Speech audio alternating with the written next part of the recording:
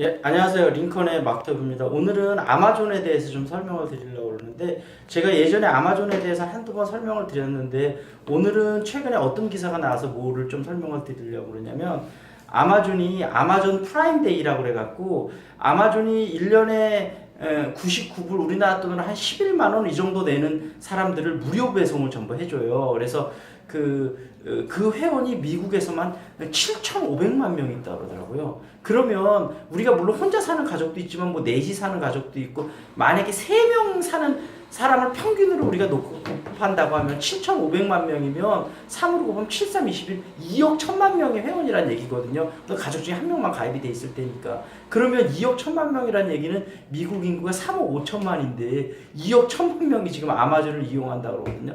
굉장한 거죠. 그래서 이번에 아마존에서 이제 아마존 그 회원들을 위해서 이제 특별 할인 행사를 했는데, 그 매출이 무려 몇 시간 만에 1조 몇천억이 올라서 박싱데이나 이런데 매출보다 더 많이 올랐다는 거예요. 그래서 미국에서 요즘 그런 우스갯소리가 있거든요. 무슨 소리가 있냐면, 경쟁사가 아마존이 아닌 회사가 없다. 그만큼 아마존이 굉장히 다각도로 사업을 펼치고 있다는 얘기인데, 혹시 아마존의 CEO가 누군지 아시는 분 계세요? 아마존의 CEO가 꼭 좀 알아두셔야 되는데, 제프 베조스라는 인물이에요. 근데 왜 인물을 꼭 알아둬야 되냐면, 미국에서 스티브 잡스 뒤를 이을 앞으로 차세대 CEO 2명을 꼽는데, 그 중에 한 명이 아마존의 제프 베조스고, 또 한 명은 누굴까요? 테슬라의 앨런 머스크.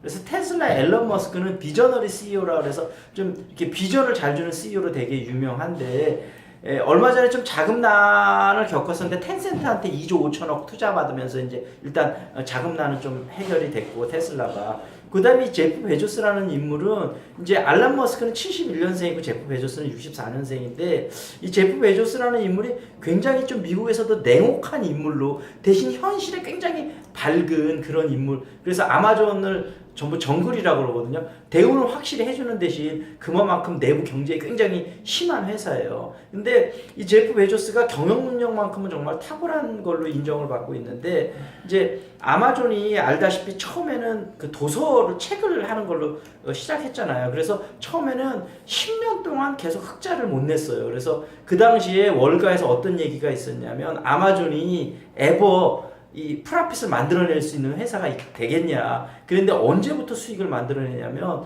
그 회원들이 많이 가입됐을 때 이 사람들을 통해서 이제 여태까지 책만 유통을 시켰는데, 이 사람들이 이제 맞벌이 부부고 정신이 조금씩 바쁘니까 장난감 카탈로그를 보내면서 장난감을 새로 론칭하면서, 이게 아마존이 이제 그때부터 흑자로 돌아섰어요. 근데 아마존이 그렇게 성장을 많이 하다가 또 한 번에 이제 도약을 맞게 되는데, 그 계기는 어떤 거였냐면, 미국이 땅이 넓다 보니까 배송하는데 시간이 오래 걸리잖아요. 그래서 어마어마한 돈을 들여서 미국 10개 큰 도시에 엄청나게 큰 물류센터를 짓고, 미국의 모든 대도시는 하루 이틀, 나머지 중소도시도 2, 3일 만에 배달이 될 수 있는 그런 배달 시스템을 갖추거든요. 그러면서 아마존이 이제 유통에서 본격적인 강자가 돼서 지금 온라인, 오프라인 결합돼서 앞으로 미국 유통시장을 놓고 월마트하고 아마존이 이제 결전을 할 거라고 보고 있거든요.